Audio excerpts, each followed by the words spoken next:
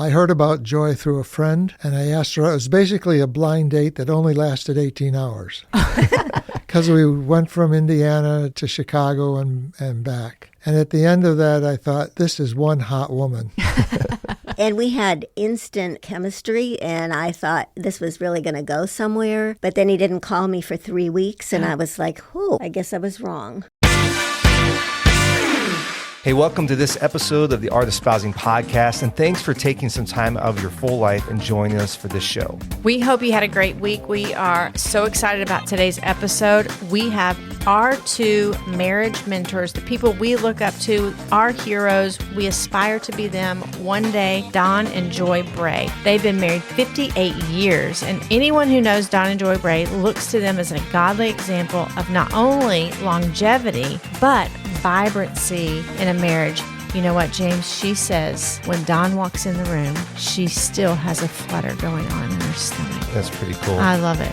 So we got to sit down with them in the studio, and we asked them to share some of the major lessons that they've learned over almost 6 decades of marriage. What they shared with us was solid gold. They boiled it down to 4 significant choices that they continually make that has created their masterpiece marriage. So let's jump into our conversation with Don and Joy. Don and Joy, it is such an honor and a privilege to have you on the podcast. Thank you for being with us. Glad to be here. It's so great to be here. Thanks for this opportunity. So we are huge fans of the two of you. We actually give a lot of nuggets of wisdom, and we'll make sure we quote you on all of it on Art of Espousing. But we're so glad that you're here with us. We'd love to hear a little bit about your marriage story. Sure. I heard about Joy through a friend, and I asked her. It was basically a blind date that only lasted 18 hours. Because we went from Indiana to Chicago and back. And at the end of that, I thought, this is one hot woman. And we had instant chemistry, and I thought this was really going to go somewhere. But then he didn't call me for 3 weeks, and I was like, oh, I guess I was wrong. But we finally figured it out by the end of the summer. Well, after the second date, I told one of the guys in the dorm that I was going to marry her. She was actually dating somebody else at the time. Yeah. Little problem there. there. He waited, 3 weeks. So I was like, well, I'm not going to sit around waiting. So for the next 2 years, we were 500 miles apart. Okay. And this is pre-cell phones, and so we wrote letters almost every day to each other for 2 years. Wow. Do you still have them? Yes. Oh, wow. We have them in a fireproof safe because they could catch on fire. That's amazing. So because our courtship was long distance, we had a whole lot to learn after we got married. Yeah. And so that's what this journey is about that we're going to talk about, because as we look back, we had to grow up, we had to figure life out, Yeah. and we had to figure marriage out all at once. And we did, and it was a lot of fun, but it's a journey. So 58 years of marriage, Yes. and you have kids, grandkids, a lot of them, right? Yes, we do. We have 3 biological children, and then we have 3 that we help to raise, and we have 9 grandchildren and 1 great-grandson. That's awesome. Yeah, a lot of spiritual sons and daughters and granddaughters and grandsons. Yeah. We've been looking forward to this conversation. And when we talked to you about being on the podcast, we really wanted to spend some time talking to you about lessons that you've learned in your journey in marriage. The Art of Espousing is all about marriage going from mundane to masterpiece. And we were just talking a few minutes ago that you guys really have a masterpiece marriage. And you're an example to so many of our friends and people in our church. But that didn't just happen overnight. You've had years and years to experience that. And so I love how you framed this around these thoughts around choices that you've made over the years that have become kind of the foundation of your marriage and your relationship. So I'm excited to jump into these and just hear from you. So I'd love for you to start with maybe the first choice, or however you'd want to set this up. First choice that we came up with, choose to grow. Okay. Both of our parents were married for a lifetime. It wasn't a perfect marriage, but they stuck at it. And so when we were children, that provided a sense of security for us. But it also put within us a deep desire to model that ourselves and to be able to find someone that we could commit our lives to. Yeah. And so that was kind of like the mindset that we had when we went into marriage. Yeah, my dad said to me, never use the D word. And by that, he meant the divorce word. Yeah. And so we made a commitment to each other that never in anger or even in fun, in any way, would we ever say the word divorce. And we're halfway to 59.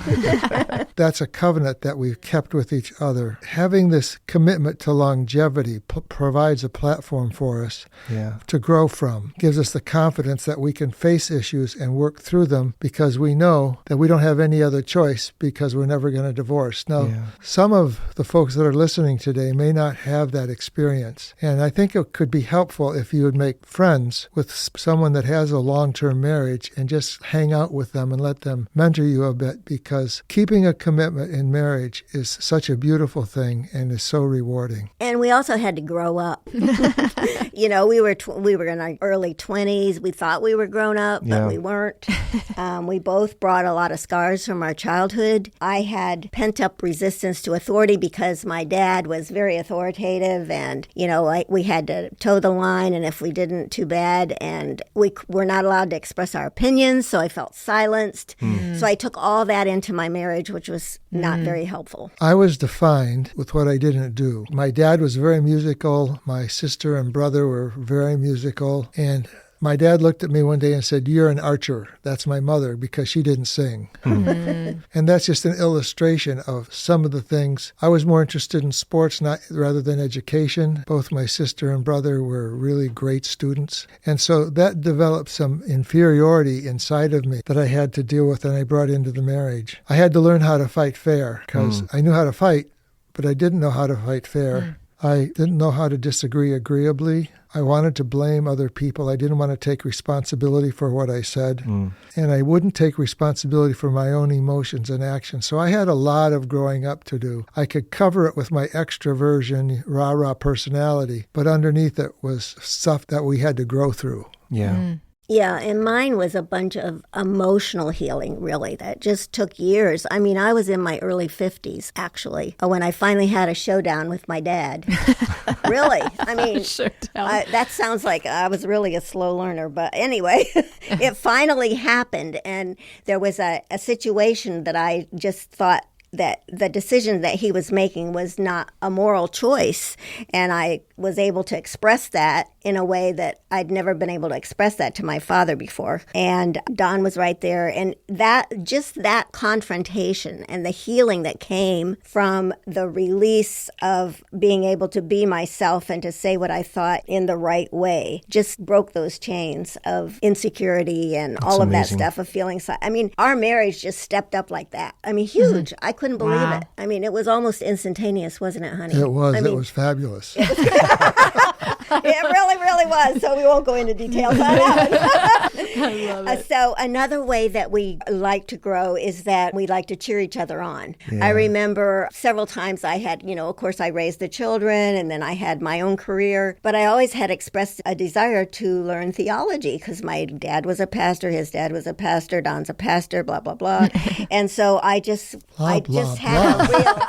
I love it. It's a great heritage, honey. But I had a real desire to really understand the theological aspects of the word and told Don about it. And there was a university nearby where I could do that. And he encouraged me to do that. So that at the age of 60, I picked up my master's degree in Christian ministry. And Don cheered me on. Thank you, hon. So I'm an extrovert and Joy is an introvert. And Which is shocking to me. That is shocking. I truly believe that when she really got to know God, she'd become an extrovert too. And as we worked into our marriage, she never got it. So then I began to do a study of personalities. And as I did that, I began to understand the value of who Joy was and how her, not just the introversion, but what it helped her to be and how she could be a blessing to my life. And as we learned how to do that and to integrate ourselves together, that really added a new dimension to our marriage. So that was a really critical area for me to learn how to appreciate people who are different than me and how much value they could bring. I love it. A couple of years ago, we always come up with a word for the year. And I remember running into you, Miss Joy, and I was like, what's your word? It was literally just 2 years ago. Maybe you said grow.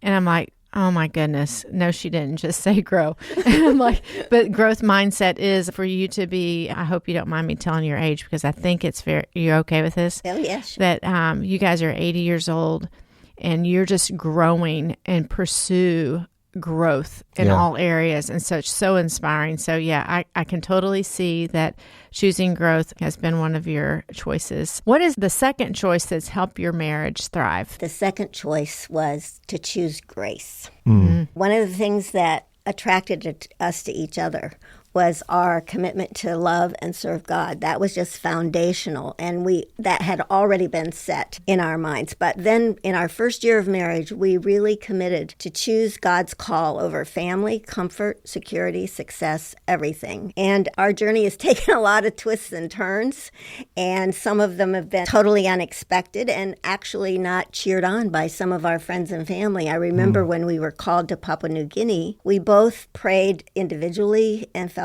very much that God was calling us there, and agreed on that and told our family and friends, and many of them were not nearly as excited about it as we were. But we just felt so clearly that that was the way to go, and it was a blessing to be able to do that together and not have any second guessing because of what other people were saying. And because we did it together, we faced a lot of tough things in New Guinea, but it positioned us for God's plan for our life. Mm-hmm. And took us to new places that we didn't even know. Fortunately, Joy and I have never had a major marital crisis, but we have what I call gravel in our shoes. Ouch. And I was a perfectionist, a detail person, and I couldn't understand why Don couldn't get his act together and keep his appointments and get things done on time and all that. But gradually, God worked on me, and gradually, like Don said before, I saw the gift that he was to me by who he was, and that opened the door for us to celebrate and learn from our differences. So now I call myself a recovering perfectionist. And that's really true because I'm still on this journey. I still like to finish Don's sentences. And it happens all the time, doesn't it, dear? Yeah, today. So that's a grace challenge for him. So Joy calling me out was sometimes really difficult for me to handle, but she was respectful, not demeaning. And that helped me to respond to her in a similar way. Choosing to speak to each other with respect and kindness has helped our marriage thrive. In fact, it's been a really critical piece. As we grow older, our body parts become high maintenance. I occasionally forget to put my hearing aids in and constantly ask Joy, "What did you say?" That happened today, too. Where are they? Yeah, so we keep choosing grace. Well, I was just thinking about 58 years of marriage. That requires a lot of grace and kindness to one another. And we just recently were doing an episode on 1 Corinthians 13, that love is patient and kind, to show that kindness to one another over all these years. And it becomes a foundation that a lot of people don't have that sense of grace with one another. It's a journey, right? Mm-hmm. And you're going to learn and, like you said earlier, grow, and you're going to keep going forward. So you chose to grow, you chose grace. What will be the third choice? The third choice is to choose joy. I choose joy. I think you did that 58 years ago, right? I'm so Every glad day he does. Every day. You know, fun is like yeast. It makes things flourish.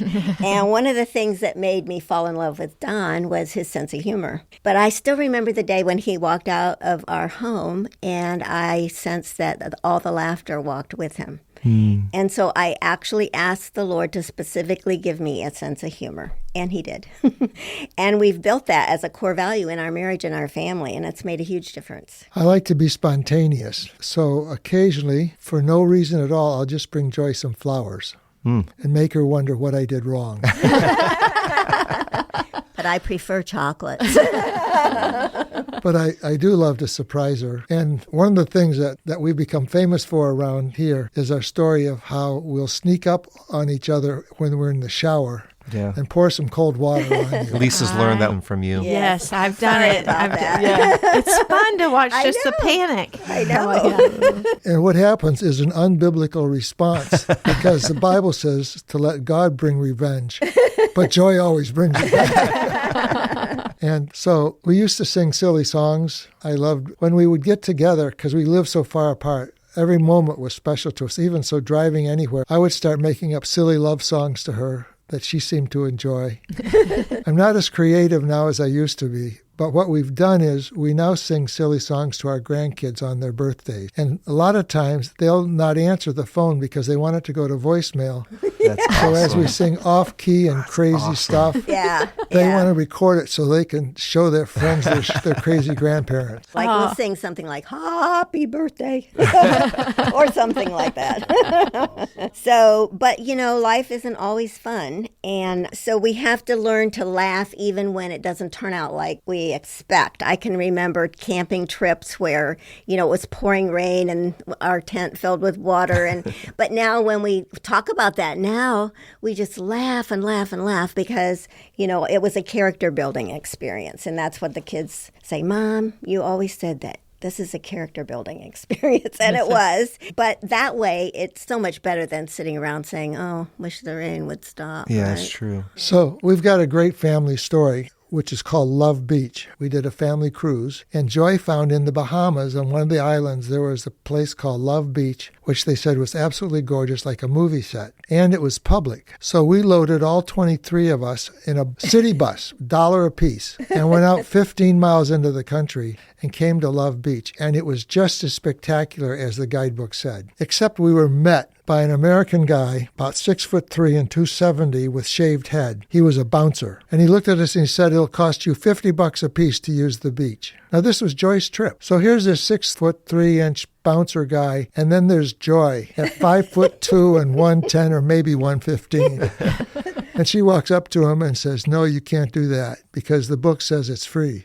And so they had this argument. Finally, he came down to $35 a piece. So Joy, as the leader of the pack, says, "We will not stay here." And so she turned around and everybody started marching off. Now, the fact is we came on a city bus, so there was no way for us to get back. But she started off, but I held back just a little bit, and the guy looked at me and goes, "I don't want you guys to go away, man. You can use the beach for free, but you have to buy lunch at my restaurant." I said, "We're going to do that anyway." So we're glad to do that. And the kicker was he had no food in his restaurant. So when our family gets together and things get a little stale, somebody will say Love Beach, and everybody breaks out laughing. I love it. As Grandma Joy took on the bouncer. Yes. That is I wish you awesome. could have a picture of that. I know. It would have been great. I know. Yes. I know. You are spicy. But the thing is that, we can pretend to be joyful sometimes, Yeah. but our real joy comes from the Lord, Yeah. of course. The joy of the Lord is my strength. That's my life verse. And James 1:17 says, every good gift and every perfect gift comes from the Father, coming down from the Father of lights. So we've learned at an early age not to worry so much about money because our parents were both quite poor. They didn't ever act poor, but we had limited finances. And that was a good way to start because joy breeds gratitude. My parents never owned a home until they were 70 and bought a 900 square foot retirement cottage. But early on, they taught us the joy of simplicity and the power of gratitude. And I think that's one of the things that really mark our lives today is the fact that we're together, the fact that our love is fresh. A spirit of gratitude brings to us such a spirit of joy. And that did us well in Papua New Guinea as well, of course, because cooking on a wood stove ain't that great. But, just knowing that provided for my family was great. And then another thing that we wanted to tie into here was saying thank you. That's one of the practices that we do in our marriage is just all the time say thank you. It doesn't take much, Thanks, Don, for letting me put my cold feet on your legs. And I'm so grateful. James, did you hear that? No. I'm going to edit that part out.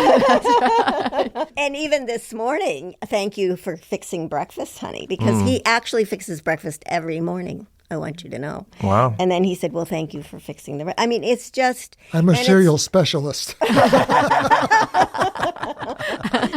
But the big blessings blew us away. When we were in Papua New Guinea, Don happened to cut his thumb off, and God provided a hand surgeon in the middle of Papua New Guinea to reattach it, and it's a huge, huge miracle. All the ways that God has creatively cared for us, wherever we have been, it's always been what we needed, and he has provided. Of course, life isn't perfect, so, we don't always understand everything that happens. We do have 2 beautiful children who live every day with severe disabilities, and just watching them, such huge challenges every day with courage and grace, fills us with gratitude for the God who is with us for the long haul. He's with them and he's with us. It's so beautiful. It is beautiful. We know some of your stories of even Papua New Guinea that we haven't talked about, but just some of your navigation of parenting and even that of just how you have grown through that and loved your kids through that have actually taught us a lot about how to love our kids and parent them beautifully. It is funny, those vacations and those times that go haywire, even for our kids, are the memories that they are. It's what you make of it. And to choose joy in those things is such a huge lesson. Our family vacations that have gone upside down are the ones that everyone talks about. I know. Every time we're together. And it's always about James' behavior around it, which is always fun to make fun of. That's usually me. Okay, so one more. What is the last choice? Well, our choice is to choose wonder. Now, for those that are a little older, they may remember Billy Graham and the crusades that he had, and a soloist called George Beverly Shea. And he wrote a song with the wonder of it all. And it is the wonder that God loves us, the wonder of his salvation. And I think that's one of the things that we've tried to do, is to capture the wonder of what it is to belong to Jesus and to belong to each other. And the older we get and we reflect back on where we've been and the things we've done, I am absolutely astounded by Joy. My heart is captured in wonder of who she is and what she's done. So one of the things that we do now to help us with a sense of wonder and is that every morning after breakfast, Joy goes to the piano and we sit down and find a song that is meaningful to us and we sing it together. It's not beautiful, except in our spirits. And what's so interesting, after we sing, then there are always songs about the Lord. But when we get done, we love each other more. So it always ends with a kiss. It's beautiful. And one of the things that we've always loved to do as a couple is to travel. And because we worked in the area of missions, and that was most of our life story, we were able to visit over 85 countries. Wow. And you talk about the wonders of the world, and we've seen most of them up close and personal, and they're just breathtaking. I remember just stepping in front of the Taj Mahal, and I couldn't believe I was there, and it just took my breath away. Wonder is also in the little things. I mean, just the wonder of reaching over and squeezing Don's hand and knowing he's still there after 58 and a half years. It's just wonderful. Life is full of wonder. And what we've learned is that wonder leads to generosity. Joy, I told you, is an introvert, and introverts love privacy. But from actually the first month of our marriage, Joy has opened up our home to people to live with us, to stay with us, some for a week, some for a month. I can remember Julie calling us up from high school saying, there's an exchange student that can't go back to her home. Can I bring her home with me? And we said, how long will she stay? And I said, oh, probably a couple of days. Well, 4 months later. And then in the mission field, people would come and we'd always have them in our home. We'd move the kids around so there was an extra bed. And she may be an introvert, but Joy has the gift of hospitality, which she gives to other people generously. And over about 35 or 6 years ago, some missionary friends of ours needed a place for their kids. And these kids have become our kids over a lifetime now. And her commitment to generosity is something that's been very tender to us. So that feeling of generosity has spilled over, of course, into every area of our lives. And talking about financially, I can remember the very first mission pledge that we made. We called it a faith promise back in the day. Mm-hmm. And it really was for us, because we made a faith promise of $500, which back then was like... over a month's salary. Yeah, wow. You might have, it was just way out of limits. We had no idea how we would pay for it. And I still remember shortly after that, Don got an invitation to the college that I'd graduated from to speak.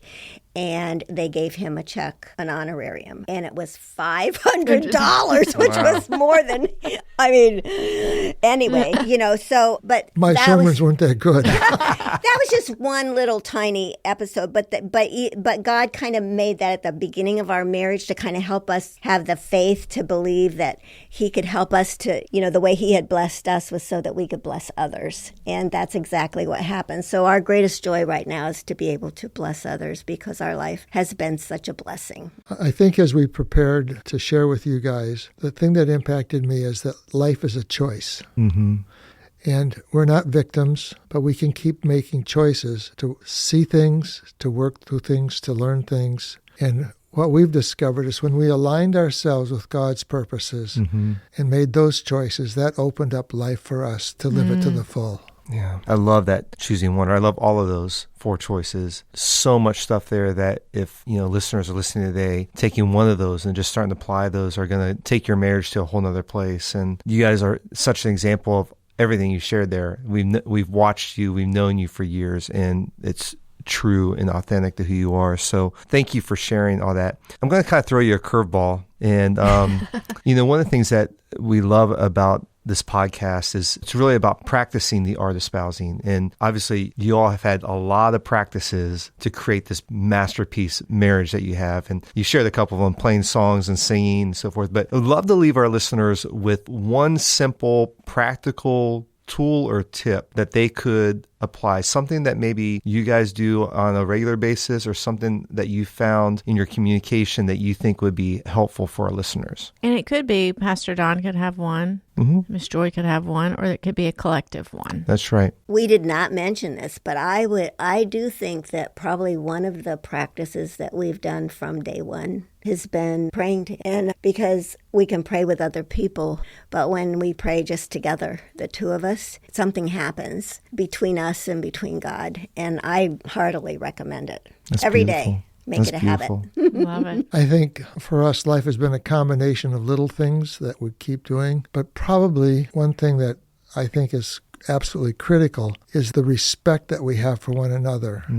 And typically your assumption is that you're right and they're wrong, but that's not respectful. For me to learn to respect Joy and to respect her insights and her judgment and to speak to her with respect and honor. Around here we say put a 10 on people's heads. Yeah. And I think as we have sought to do that changes the atmosphere in which you live. So that's good. Money. Oh, that's such rich stuff. And I think we could actually take this podcast and stretch it out and can we steal your material and we'll do a podcast on this choice, that choice, and the other. What we always say is choose wonder. That's right. As Pastor Don, but then it becomes ours. But all of them are great. But wonder does resonate with me because it's something that I think you find what you're looking for. That's right. And so if you're looking for negativity and you're looking for things that are always going wrong, or you're looking for, and so to look for wonder, just even in a touch, those things, it's special. You guys are so special to us, special to so many. It's just going to be amazing to see what this investment has been imparted into married people's lives. We have a lot of young listeners. We were thinking, who's going to listen to us old people? And we have a lot of young listeners, more young listeners than older listeners. Right. And so I just think this is going to be a great example and inspiration to have everyone who listens. So thank you so much. Thank you. Thank you. Thank you so much.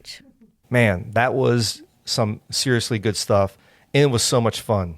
I don't know if we've ever laughed as much as we're recording this episode. Thanks again, Don and Joy, for spending time with us to create the show.